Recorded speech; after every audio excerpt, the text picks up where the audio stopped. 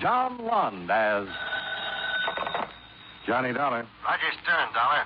Oh, hello, Mr. Stern. What can I do for you? We insured Jonathan Bellows. Somebody tried to kill him. Is that the Jonathan Bellows? The industrialist. Yeah? His wife went to the police, but Bellows refuses any protection. Doesn't seem worried. Considers the potential assassin just a crank. Well, what do you want me to do? Look into it. We insure Bellows for $500,000. I suggest you talk to his wife first. She's staying at the town apartment, number 1 Park. Mrs. Edith Bellows. She'll expect you.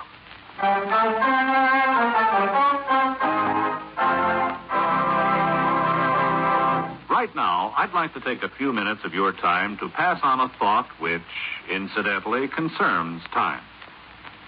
According to the Bible, to everything there is a season and a time to every purpose under the heaven. We all agree on that, I'm sure. And we'll also agree that the regulation of time also depends on the season. For example, did it ever occur to you who decided where our 4 time zones in America should be exactly? Well, back maybe 75 years ago, there were about 150 different time zones which were set up according to the whim of the local inhabitant.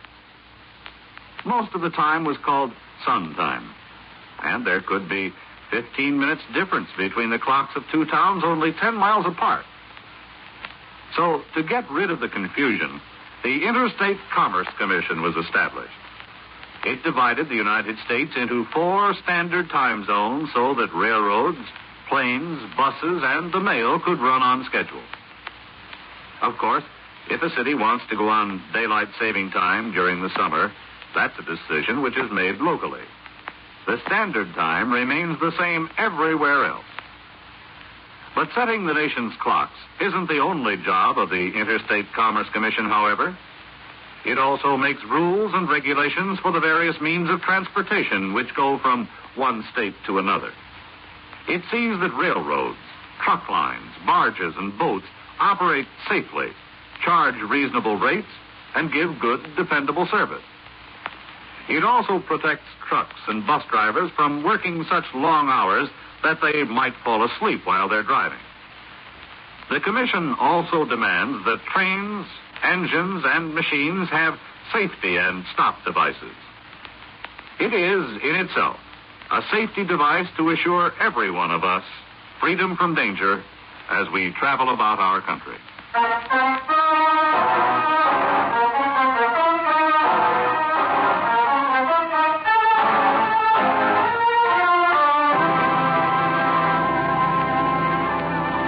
Expense account submitted by Special Investigator Johnny Dollar to Home Office, Intercontinental Indemnity and Bonding Corporation, New York City. The following is an accounting of expenditures during my investigation of the Jonathan Bellows matter. Expense account item 1, $29.65. Mileage and incidentals between Hartford and New York City. I arrived at number 1 Park Avenue close to 2 o'clock. Mrs. Edith Bellows, a very attractive redhead somewhere in the early 30s, met me at the door and showed me into her luxurious apartment. Sit down, Mr. Dollar. Thank you. Mr. Stern explained the situation to you? Only that someone tried to kill your husband. Yes, day before yesterday. Jonathan was walking in the garden and someone shot at him. Fortunately, they missed. Mr. Stern said your husband refused police protection. He's a very unusual man, Mr. Dollar. I would say so. He's not a young man, 63. He's retiring and doesn't particularly care for people, especially people who meddle. Unfortunately, he considers the police meddlers. Has he hired any kind of protection? No. Isn't he worried? Well, he doesn't show it. But knowing him as I do, I'd say he's mildly concerned. Someone takes a shot at him and he's only mildly concerned? It's the nature of the beast, Mr. Dollar. Well, I'm sure you're aware that Intercontinental Indemnity is more than mildly concerned. Yes, and so am I. Well, the whole family, for that matter. I'll certainly give you all the cooperation that I can. I think everyone else in the family will be greatly relieved. Except your husband. I'm afraid he won't like it much. It'll be pretty hard investigating if he has me thrown out of my ear. Well, you've one thing in your favor. You're not a policeman. Yeah. But when I'm on a job, Mrs. Bellows, I've been known to meddle and meddle and meddle.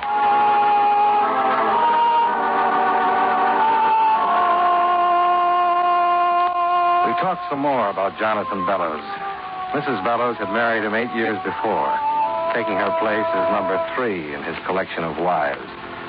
Her predecessors had retired to lives of leisure on their alimony.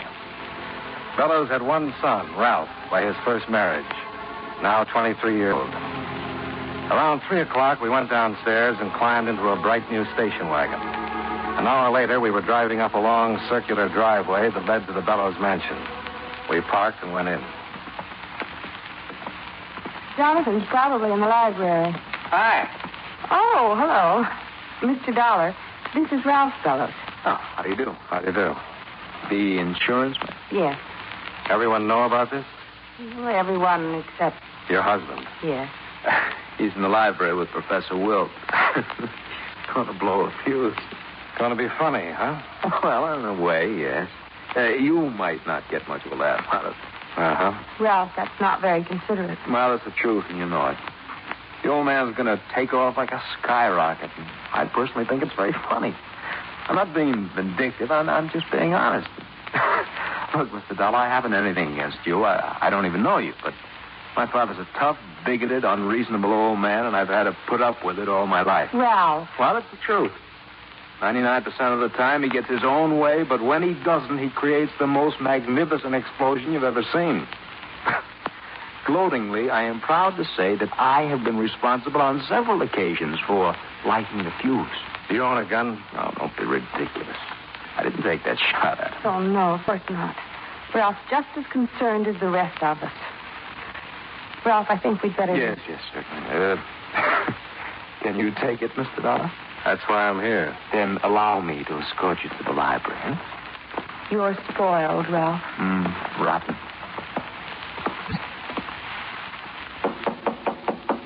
Who is it?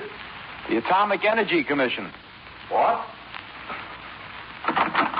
You have visitors. What did you say about the atomic... Oh, he's just being silly. Hello, Professor. Hello, how are you, Edith? Beaten him 3 straight games. Who's that with you? Oh, this is Mr. Dollar, dear. He's going to find out who took that shot at you. What? Now, John, he's an insurance man. Insurance man? I'll just sit over here. I'm with Intercontinental Indemnity. What are you doing here? Who sent for you? Now, John, be reasonable. I want to know who in blazes... John, I don't get it. You stay out of this. Young man, who told you... I was retained by Mr. Stern. I didn't tell Stern to send anyone over here to meddle in my affairs. I brought him here. You did? Why? Because we're all worried. Edith, we've discussed this whole thing. Jonathan, if you don't take it easy... Shut up. Get out of here, Mr.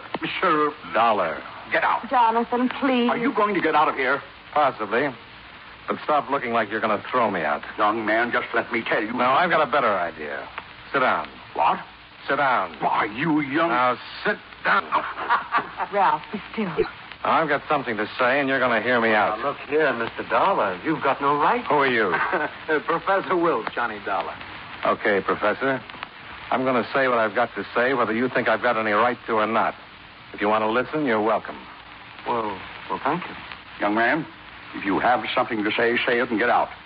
Then I'll place a call to your company and see that you're immediately discharged. You're due for a big shock. I don't know how interested you are in maintaining your insurance policy, but if this attempt on your life isn't investigated, you're not going to have a policy. Are you finished? No, that's not what I wanted to say. It's this. I've never met you before. I don't know you, and I don't want to. You're a big man in your field, but that doesn't entitle you to be rude to me. Now I'll go. But if you ever try throwing your weight around again, I'll turn over my knee and make up for the spankings you must have missed a long time ago. I'm sorry, Mrs. Bellows. It's pretty obvious your husband doesn't care how much his family worries about him. Now, if you'll let me call a cab, I'll get out of here. Mr. Dollar. Yeah? Would you stay a moment? No. Confounded young man, now who's being rude? Compared to you, I'm still in the bush leagues. Would you please stay for a moment? I'd like very much to talk to you. Please. Mr. Dollar. You'll be missed, boy. And you keep your mouth shut, Ralph. Yes, Father. Well, Mr. Dollar. Okay. If you excuse us, I'd like to be alone with Mr. Dollar. Certainly, dear. We'll finish the game later, Professor. Of course. And I want to see you later, Ralph. Of course. Sit down, Mr. Dollar. Let's keep it this way. I'm still a little nervous. How much do you know about this shooting? Only that someone tried it on you. Mr. Dollar, I know who took that shot at me. You do? Here.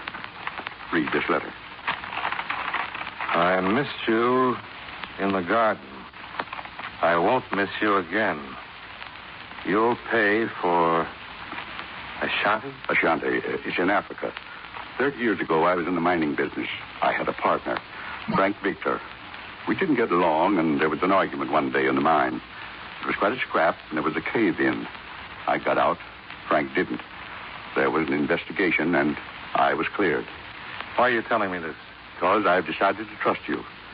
I'm not particularly fond of you, but I believe that you can get things done. I'm working for the insurance company, Mr. Bellows. Certainly, but as I'm sure you must have gathered, this sort of thing can create some very unfavorable publicity. Do you think this Frank Victor is alive? He must be. I've never told anyone of this incident. Well, there were certainly other people involved when it happened. Yes, but no one who was out to get me. Why would anyone else but Frank Victor want to kill me? But he didn't kill you. Maybe it was someone who knew of the accident. But what would he have to gain? Blackmail, maybe? I told you it was an accident. Sure. But maybe someone figured they could scare you into believing Frank Victor was still alive. Out to kill you. You pay over enough money and... Not on your life. Not my life, Mr. Bellows. Yours. But why wait this long? 30 years. I have to admit that kind of stops me. You've been a big man in the business world for a long time. Nobody'd ever have any trouble locating you. What do you intend doing first? Going back to New York? Why? Oh, lots of little things. Mr. Dollar, as long as I have taken you into my confidence... Mr. Bellows, someone took a shot at you. It might happen again and you might be dead. Now, if you want me to prevent something like that, you'll just have to trust me. My wife drove you here? Yes? Then you need a car. Take the station wagon. Well, now, When do you think you'll be returning? Probably tomorrow. Well, you can stay at the town apartment. I want to be in touch with you. You might just as well take advantage of the empty apartment at number 1 Park Avenue. Yes, I know. I'll see you tomorrow.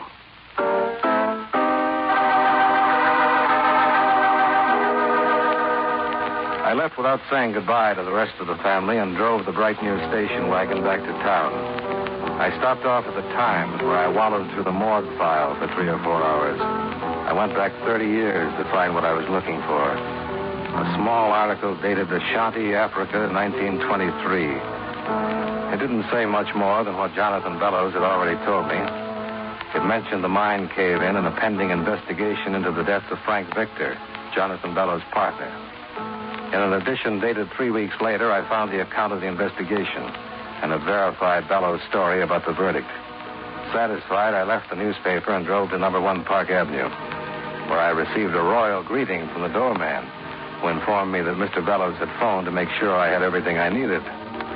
In the apartment, I poured myself a drink, took off my shoes, stretched out on the sofa, and put in a call to Roger Stern. Yes, Dollar? I want some information on the Bellows family, past and present. Sure. Find out where his other 2 wives are and how long they've been there. Put a man on it right away. And find out about a Professor Wilt. Wilt? Yeah, W-I-L-T, I think. Friend of Bellows. Plays chess with him. Also, I'll need a background on all the servants. When do you want it? Pick it up tomorrow morning. If you want to reach me, I'm at, wait a minute. Plaza 52099. Number 1 Park Avenue. Do I know her? Oh, I wish you were right. Apartment belongs to Bellows. He let me use his station wagon, too. I don't believe it. It's my big blue eyes. I just batted him a couple of times and pressed him. Resto? Sure. Station wagon, Park Avenue apartment, and he better be nice to me. A couple of more bats, and he might buy me my own insurance company.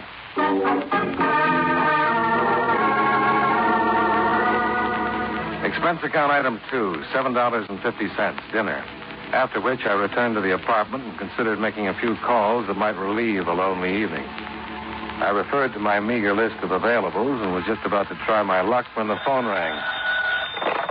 Johnny Dollar. Mr. Dollar? Yeah?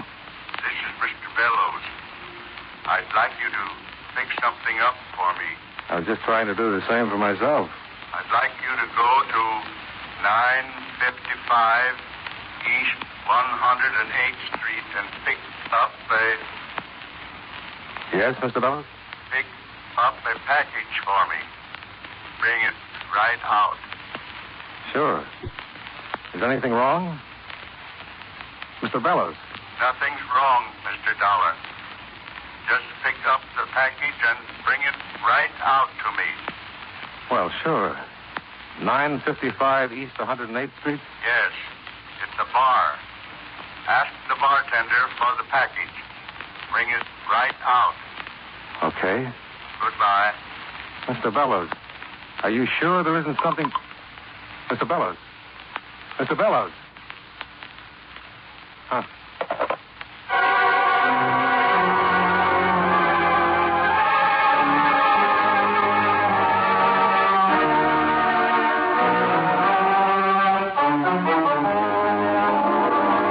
And now, with our star, John Lund, we bring you the second act of Yours Truly, Johnny Dollar.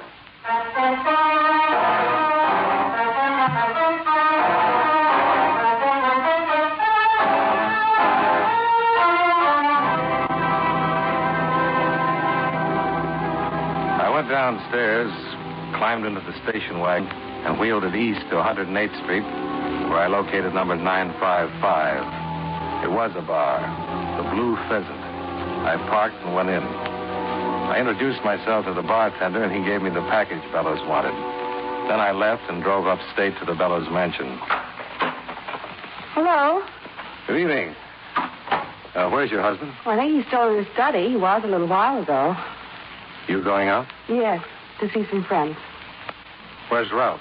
Well, he went out just after you left this afternoon. Jonathan gave him a pretty harsh scolding. Uh-huh. Been shopping? Package for your husband. Called me about an hour and a half ago. Wanted me to pick it up. What is it? I don't know, but it's heavy. Well, I'll see you later, Mr. Dollar. Mrs. Bellows, Yes? your husband's a healthy man, isn't he? Well, yes, of course. Why? Well, when I talked to him on the phone, he sounded, well, What? I don't know. It was strange. I just said goodbye to him. He seemed fine. He played chess with the professor until about 7. I saw him right after that. He seemed fine then. There's nothing the matter with my husband, Mr. Dollar. He's in the library, huh? Yes. Now, have a good time. Oh, thank you. Bye.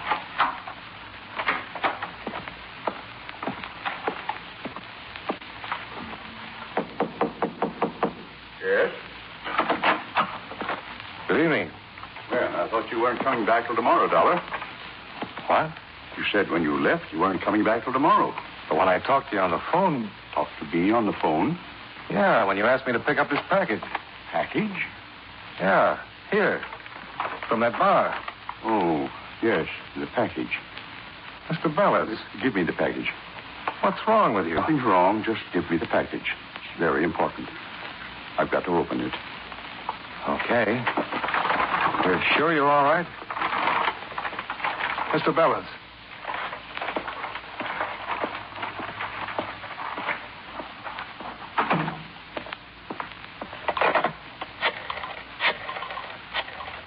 Well, no, Mr. Dollar.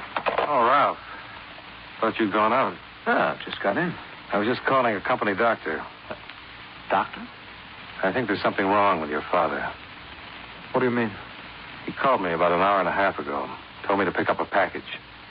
I just brought it in to him, and he acted like he never even phoned me. Well, maybe he didn't. Maybe someone else. But when he saw the package, he seemed to know all about it. It was odd. It was as though I suddenly wasn't even in the room. He took the package. It felt like the whole building was coming down around my ears. Ralph and I were thrown back against the wall. And by the time we got up, the library was a smoking black hole. Dad! Jonathan Bellows had been blown to kingdom come.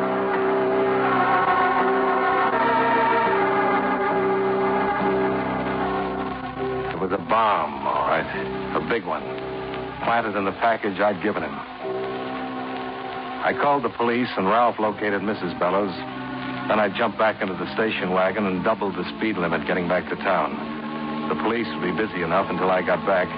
I wanted to get hold of that bartender who had given me the package. By the time I got to the Blue Pheasant, it was pretty well filled with customers, but the bartender I was looking for wasn't in sight. could be. Where's the bartender who was working here earlier? He gets off at 8. Where does he live? Why? I'm collecting addresses. Now, where does he live? You collect addresses. I collect wise guys. Beat it. Look, friend, that bartender is mixed up in a killing. What? Murder. He's a bad boy. Now, you want to give me his address, or do I make a call and flood this place with cops? Murder?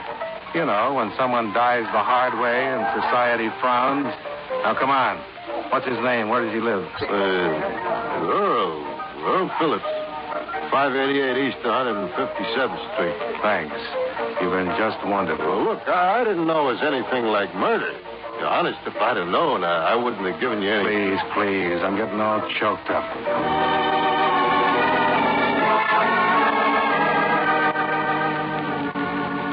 I drove across town to 157th Street and found 588 East, a big apartment house. Earl Phillips was registered in 405.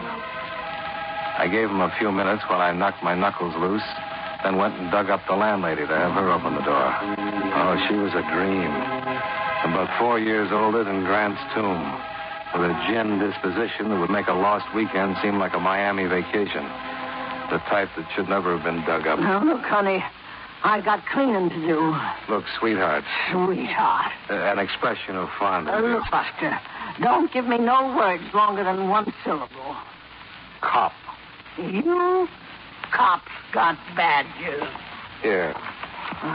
Don't look like a badge to me. These are my credentials. John. Johnny. I should have brought my glasses. Johnny Dollar, insurance investigator. Insurance? Now, let me explain, madam. I work with the police. I don't sell policies. I'm an investigator. I investigate things. Yeah. Well, suppose you tell me what you're investigating. Murder. Murder? Mr. Phillips? With the door open, we'll both know so much. Oh, okay.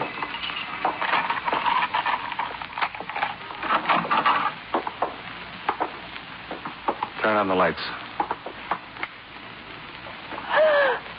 Oh, my landscape.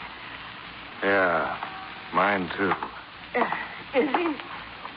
He sure is. Still warm. I'm not interested. I need a drink. Did you see him come in? No. You see anybody else come in? I've been in my apartment all afternoon. I'm going right back there. Come here. Do I have to? What's in there? Where? Another room. A bedroom. What are we whispering for? And the other rooms. Why? Answer me. Bathroom. Fire escape. Huh? Where is it? Oh, end of the hall. Please, Mac, what are we whispering for? There's some blood leading to that bedroom. Take it easy. Go downstairs and call the police. Go down to the police and call stairs. No. Call the 15th precinct. It's closer. I got it. Goodbye. 15th precinct. 15th precinct. Yes. Ernie Phillips, the bartender who'd given me the package with the bomb in it, had been stabbed to death. There were several drops of blood leading to the bedroom door. There was a good chance the killer had been surprised and couldn't get out. I went to the door and tried it as quietly as I could. It gave, and I kicked it open. He was standing right by the door, and he had a knife. Drop it. No.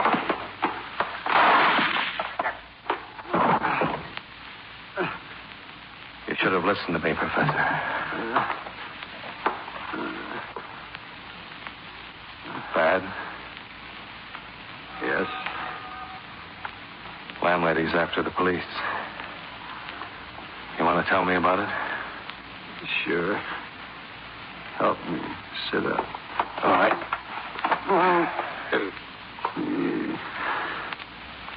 Thank you. I suppose you wonder how Bellows called for that package with the bomb. It was his voice. It was Bellows. I've known him for a number of years. I was treating him for his nerves. You an MD? No. Years ago, I worked in a carny at the carnival. Card tricks, magic, hypnosis. I finally managed to save enough and set myself up as a psychotherapist. It was arranged I meet Bellows at a party. Told him I could help him. Actually, I did help him. Simple hypnosis.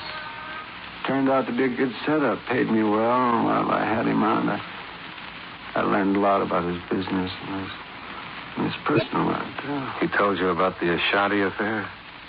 Yes. We decided to make it look like blackmail. We? That's Edith, Mrs. Bellows. She would have gotten half of the estate and the other half to Ralph. And Mr. Dollar, I think I'm dying. The police should be here any minute. Well, it was Edith's idea. I met her some time ago. She arranged the meeting with Jonathan. He was hypnotized when he called me? Yes. I left the bomb with Ernie. As a bartender I'd known for a long time. He didn't know anything about it, but he would have identified me as the one who gave him the package. And Bellows was hypnotized when I walked into the library with the package? No, it was post-hypnotic suggestion. Told him when he was given the package, he was to take it immediately and open it. You can hypnotize a man, tell him to do something hours later when he's awake, and he'll do it? Well, he did it, didn't he? Yeah, he certainly did. Well, here they come. Oh, are they? How do you know? Sirens. Can't you hear them? What's that? I said sirens. That's how I knew the police were... Professor.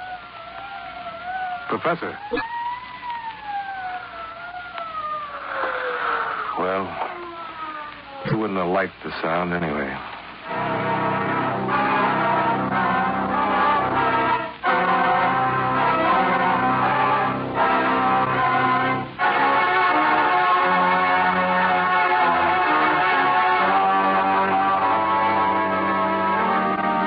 Mrs. Bellows was arrested for her share of the crime, and as you know, the case comes up next week. And that's the way it shapes up.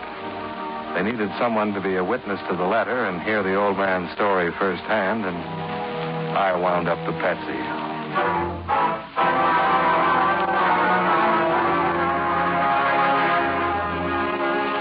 Expense account item 3, $141.80. Hotel and incidentals while I stayed in town tying up the ends for the law. Item 4, $29.65. Mileage and incidentals between New York and Hartford. Expense account total, $208.60. Yours truly, Johnny Valor.